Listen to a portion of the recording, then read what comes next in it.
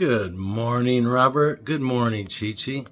Welcome to the first edition of Emo Dog Food. This is James Schacht, and I'll be showing you how, over the course of 5 years, I perfected the recipe for making my own dog food. And the reason I call it Emo, it stands for Eat My Own, because on the days I make dog food, I always have this dog food for lunch. It's food quality that is fit for humans. So I'm going to go ahead and get started. I don't have a cameraman today, so I'm going to be doing this in several segments just to show you how things go. Okay, I'm flipping the...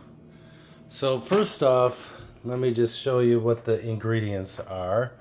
I'll pan in on this just so you can get a look at it.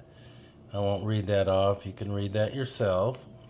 And it gives the ingredients. There's only 4 ingredients. I perfected this over the years, and I've made it the simplest that I can for myself and also the most nutritious for the dogs. There's a lot of trial and error that went into getting this down to the basic, simple, easiest to do process. Here's a list of some of what you can use for the meats. And the vegetables and the grains. So that's the basic ingredients, but there are a lot of variations you can use, and you'll find a lot of the meat is driven by what is the price. My magic price point is $2 a pound or under. Sometimes that's getting tougher these days, but sometimes you run into a good deal.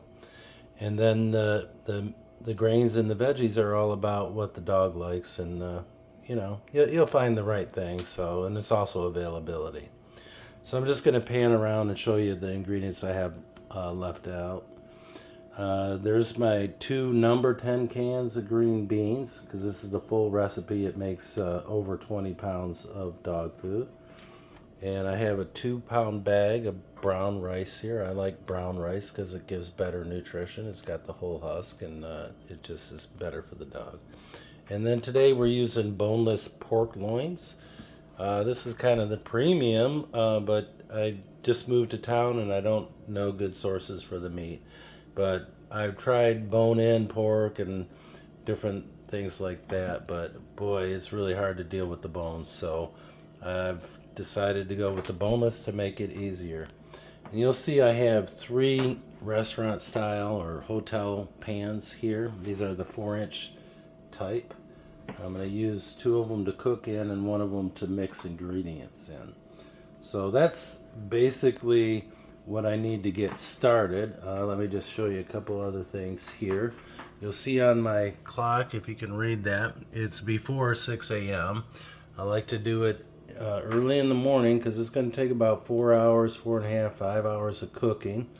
And I don't want it to be in the heat of the day. I don't want to have to cool my house down extra time. So, all right, and so I'm going to shut off the video, and first thing I'm going to do is open up that pork and rinse it off. Just, you know, get the blood and excess. You never know. Sometimes it might be older, so I just want to make sure that it's good going in, and then I'll place it in the pan. So I'm going to pause the video so I can do that, and then I'll make another segment from there.